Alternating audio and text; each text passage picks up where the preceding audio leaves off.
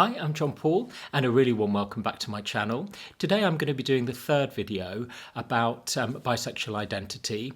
You might have seen the first two videos that I did. Video one was about connecting with a bisexual identity within a straight relationship, and the second one was about coming out and self-acceptance as well. And following those videos, a number of people wrote to me, and some people sort of told me their story, and I thought it would be a nice idea for this third video to tell one of those stories. And it's David's story today. And so what I'm going to do is read the story that he very kindly wrote. Then I'm going to make some observations based on what he said, and then leave it to you really to see if there's anything that you would like to say about it, any comments you might have, any feedback you might have, anything that you might find helpful or you might think would be helpful for David too. So this is David's story. The story is about my journey and preoccupations around my sexuality, sense of identity, and how this has changed over the course of my lifetime. I think I would describe myself as bisexual, although sometimes I question that and think I have a more fluid or diverse sexuality. Maybe the defining feature of having a more diverse sexuality is that for me, it has created a lot of self-doubt. A bit about me. I'm a man who has been married to my wife for over 30 years. I'm monogamous, a father, and I've been more accepting over the last few years in thinking of myself as bisexual. I work in the finance sector and live in a rural area. I was born in the south of England and my family moved to the northeast of England when I was 10. I went to an all-boys school there. It was challenging to make this move as a young child, and it left me with a strong sense of being different accent, different cultural background. I experienced a lot of bullying, which took quite a long time to process. Therapy really helped here. Bullying seemed to be the norm at this school, and parents and teachers didn't do much to protect children from its really adverse impact on self-esteem and confidence. As an adult, this left me with a permanent sense of living with threat. Although I was quite a shy, quiet and gentle boy, I don't remember a lot of the bullying focusing around any perceptions about my sexuality. In an all-boys school, there was always the search for somebody who seemed more effeminate and not really male, in inverted commas. When I look back now, I think how grim the 1970s appeared to me and how much progress has been made on all fronts since, not just in the area of sexuality. There was very little representation of gay people in the media when I was growing up. Any kind of sex education at school was very brief, and there was just a whole generalised fear and terror around any same-sex attraction. And it was definitely something that was seen as abnormal. My parents never really discussed sex and sexuality, so there were no counterbalances to the prevailing culture of the outside world. I think now how much I internalised this 1970s thinking in my early adulthood. The first positive gay representation that I remember was Tom Robinson and his song, Glad to be Gay. How grateful I was for that and the whole punk movement. I remember starting to be confused about my sexuality in my mid-teens. I was definitely romantically and sexually attracted to girls and women, but I also had strong, recurrent fantasies around sex with boys and men. Both sets of fantasies seemed to represent different parts of myself. In my opposite sex attractions, I was always more active and romantically attached, whereas my same-sex fantasies were more purely physical, and I was the more passive recipient of a man's interest. I had some exploratory sex with girls as a teenager and a couple of one-off experiences with another boy. My same-sex attractions were perhaps more intermittent, so often I compartmentalised them and told myself that I was mainly straight. Of course, there was nobody I could talk to about these feelings. I thought it was only me who experienced them, so lots of shame, confusion and loneliness. But also a sense that I might just grow out of these same-sex feelings if I pushed them down and tried not to experience them too much. I can't really remember anybody ever talking about the term bisexual, although I think that term might have been used around David Bowie at the time. At that point in time, people thought it was just another word for really being gay. Somebody who was in denial and/or on the road to being gay. And I guess some of that way of being and thinking continued through my young and mid-adulthood. I had relationships with women and didn't ever share the other side of my sexuality with them, or with anyone. It did affect my thinking processes and my overall sense of well-being. My internal critic would accuse me of being in denial or confused and berate me for this. Or I would try to prove to myself that I was really straight. Looking back, I spent so much time and mental energy deliberating whether I was gay or straight. I have now heard about the term sexual orientation OCD, and I think I did have a level of this. As I said, self-doubt was never far from the surface in my mind. It certainly affected my ongoing mental health, confidence and levels of anxiety. And again, there were no real models for bisexuality or even any discussions about how male sexuality could be fluid. The presumption seemed to be that if you had one gay thought, fantasy or action, that meant you were gay. I think now how helpful it would have been then for a wider discourse about bisexuality and male sexual fluidity. Although the 1980s and 90s did feel a bit freer than the 1970s, the fear around HIV and bisexuality as a vector for transmission didn't make things much easier, and it was still the period of Section 28 and John Major's family values. Looking back now, I feel a real sense of sadness and anger that my early life was so mired in this sense of confusion and loneliness. I met my wife when I was in my late 20s and fell very much in love. Although my 1970s thinking did leave me questioning whether I should really be with her when I had these underlying issues with sexuality, was it fair to her that she might be marrying somebody who wasn't a real man, in inverted commas? It took me a long time to share my sexuality with her, and her acceptance and love has been quite healing. Apart from adolescence, I've not had any sexual experiences with a man. My same-sex life has remained just as fantasy. In many ways, I feel okay with that, although there is some sadness about a possible life maybe left unexpressed. It also leaves me wondering whether I can really call myself bisexual. Although I like Robin Och's definition that bisexuality is the potential or capacity for love and sexual relationships with all genders. So what has helped me on my journey? Good therapy has been so helpful. I remember one therapist telling me about my beautiful sexuality and about how utterly normal I am. That was revelatory. As was acceptance from my wife and a growing self-acceptance and compassion for my younger self and all the different aspects of my sexuality. There is a podcast called Bisexual Brunch, which has been helpful, although there does seem to be a focus on the lives of younger people in their bisexual journeys feature. I spent a lot of time reading and thinking about sexuality and gender. The Kinsey scale and more recent books, such as Julia Shaw's Bi, have been helpful. John Paul's 2 videos on his YouTube channel on accepting and expressing your bisexual identity have been helpful and validating too. Less helpful was the input from one LGBT organisation, with the workers suggesting that although it might be difficult, I would only really feel a sense of contentment when I left my wife and settled into a relationship with another man. I really feel the lack of support for bisexual people. I had hoped, when I contacted this LGBT organisation, of finding something like a bisexual mentor, somebody who was a few steps ahead of me in my journey, who could provide support and community. That doesn't seem to be around. I would like to find more community, however my identity does not purely circulate around my sexuality. Given my stage of life, interests and location, I'm not really interested in going to LGBT clubs or bars. I'm not sure whether I would be welcomed into LGBT clubs and interest groups, as I'm in such a straight-facing relationship. At the moment, I'm only really out to myself and to my wife, although I would be happy to discuss my sexuality if it came up in conversation where it felt safe to do so. I still have some anxiety about coming out to others, partly some residual internalized homophobia. Also, I'm aware of the many misconceptions that seem to be around about bisexuality and sexual fluidity. I struggle sometimes with the need to be seen as real and to share different aspects of myself. And then I think that my sexuality is a private part of myself. And given that nothing much would really change in my life if I were to come out, do I need to? I would like to think that my story is relevant for other people. In many ways, it is defined by a time and place. I think what was so difficult for my younger self was this sense that there were unlikely to be people like me. So hopefully this story might have some echoes for some people. I do feel slightly jealous of the freedoms I perceive younger people as enjoying. Although there are still ways to go, I reflect on how much progress has been made since the 1970s. So that's David's story.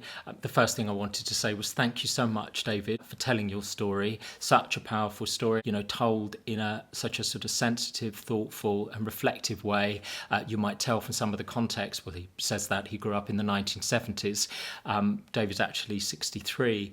The thing is, whether you're 23, 43, 63 or 83, I'm sure there are lots of elements of that story which are going to connect and resonate with people. So thank you so much, as I say, David, for writing that. I just wanted to draw out a couple of elements from David's story, which I think might be helpful to reflect on here. The first of those is that you can really see how when something as intrinsic as our sexuality or our sexual identity is sort of turned against, the difficulties that can cause us in life. David grew up, as I say, in the 1970s, where it wasn't just that there were necessarily negative messages about a bisexual identity. Actually, there were no messages at all. It was as if it didn't exist. And for human beings, we're born with fear and impulses, including as we go into adolescence, that sort of sexual identity. But the way we make sense of it is usually by looking at the outside world and the messages we get from the outside world. There were negative messages that David was getting to some degree about same-sex relationships, but nothing that even existed about a bisexual identity. And I can see from his story how disorientating that would have been during that such a significant period as, say, adolescence. Because how do we make sense of something? How does something get integrated into life if there isn't anything out there which is helping us to do that? And in fact, the messages about same-sex relationships are that it's problematic and there's something wrong with it. And so you can really see how if we internalize that, human beings can turn against a part of self which actually ought to be such a sort of powerful, creative aspect of us. And if we turn against a part of self, it sets up that ongoing internal conflict. There will always be conflict because it is an intrinsic part of who we are. There's no reason that we should change it. We shouldn't have to change it. In fact, as was reflected back by one of David's therapists, somebody's sexual identity is, in terms of bisexuality, I think beautiful, is absolutely normal. But if we turn against it, or really are made to turn against it by the messages that we're receiving, or no messages at all, that is going to be a consistent draw on our energy. David uses the word mired, actually, which is that sense of being stuck. What we want is, I think, is our thoughts, feeling, body, behaviour, and of course our sexual identity all to be working together, and that helps us to move forward. Any ongoing long-term internal conflicts around something as important as our sexual identity is going to be really problematic, and is bringing up words that David describes, things like shame, loneliness. He would berate himself, so anger as well. And you can see it made such a difference to him when moving to a place of actually acceptance, and not just acceptance. Looking at Robin Ochs's definition as well of bisexuality is potential and capacity. I've said it in a previous video, but that way of framing a bisexual identity, which is a very real way of framing it, that's the reality, that's the truth, isn't it? It is the potential and capacity to love across genders. That's a sort of broader bandwidth. That's something I think to be celebrated. Of course, it does come with its complications potentially as well, and I'll just talk about that in a minute. But largely, when we can reach a place where that is integrated internally, perhaps where we don't just accept it, but also celebrate it as a part of who we are, I think that's an amazing place to reach. And I'm so glad for David that is somewhere that he's reached. And, moving on as well in his story to the part that other people can play in that too. As I was saying, as we're growing up, we sort of make sense of things through others. We make sense of things in ourselves through relationships. So I think it's really important that bisexual identity has that time and place internally, as far as acceptance and celebration internally, but also to a degree somehow it's brought into relationship with others too. You can see from David's story the huge power that acceptance and love from his wife of that bisexual identity, the effect that had on him. Similarly, what his therapist said about it. how healing that was. And interestingly as well, it's not just talking to people as well about a bisexual identity and having that validated. We can also see it in films, in music and that kind of thing. The importance of it being reflected in culture, how significant it was for David to hear somebody singing about same-sex relationships.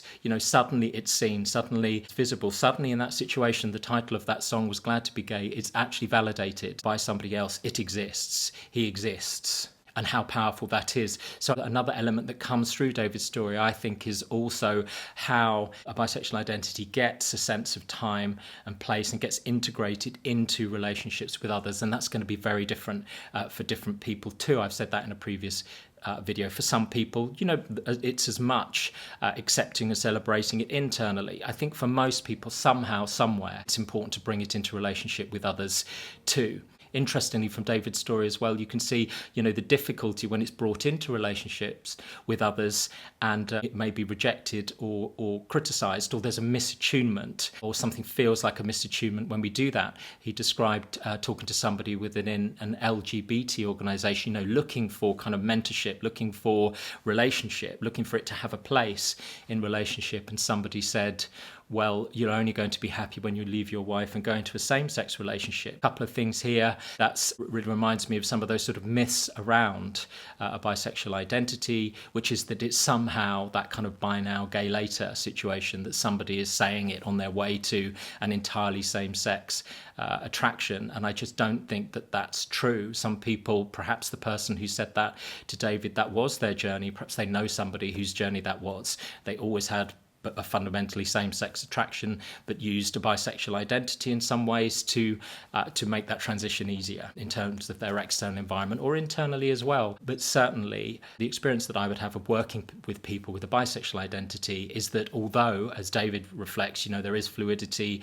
diversity, some people are more romantically attracted to a particular gender, some people are more sexually attracted to a particular gender, the fact that somebody has the capacity or potential to be romantically and or physically attracted across genders is fixed, is static. That's who they are. It's who they've always been. It's who they will always be.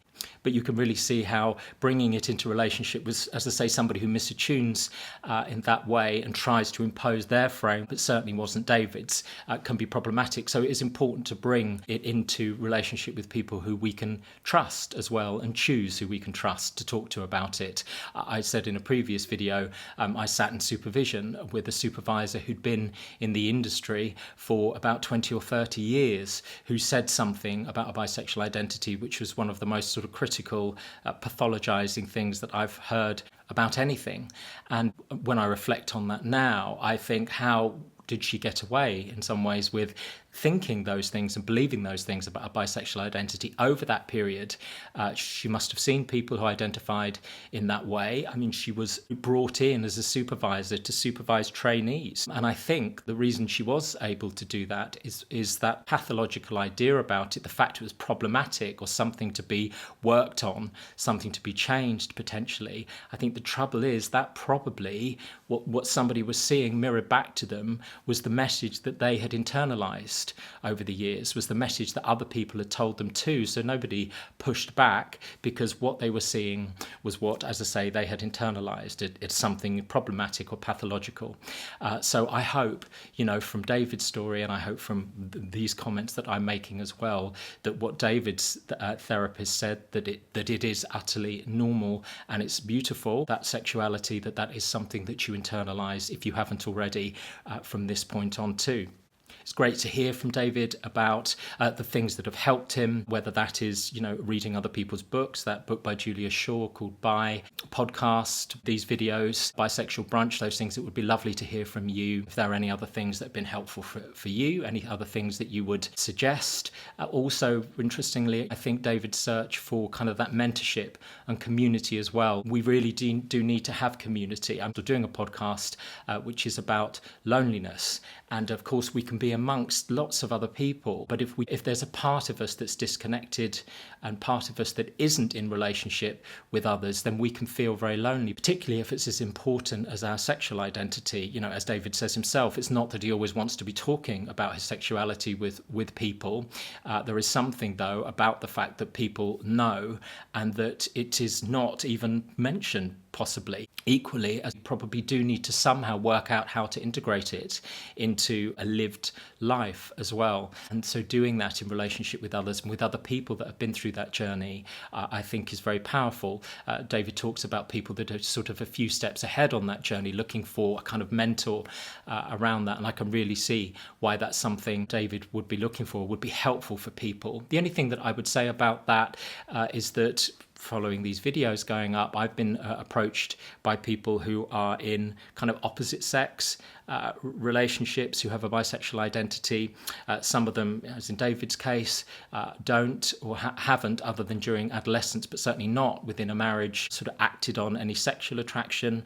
I've had people write to me who, within an opposite sex marriage, do act on sexual attraction to same sex, have had romantic attraction and acted on that within marriages as well, sometimes with the knowledge of their partner, sometimes not. I've had people write to me who are in same-sex relationships, but they would describe themselves as having a bisexual identity, and therefore, there is that potential part unlived with the opposite sex as well. So the thing that I would say is I think people's lived experience of bisexuality is going to be different too. But so I think it isn't that anybody else is going to be able to tell us, what we should do. But I think the key thing is that they would see a bisexual identity as something which is something to be celebrated, and it's just trying to work out how to integrate that into your life, and that is going to be different for every human being.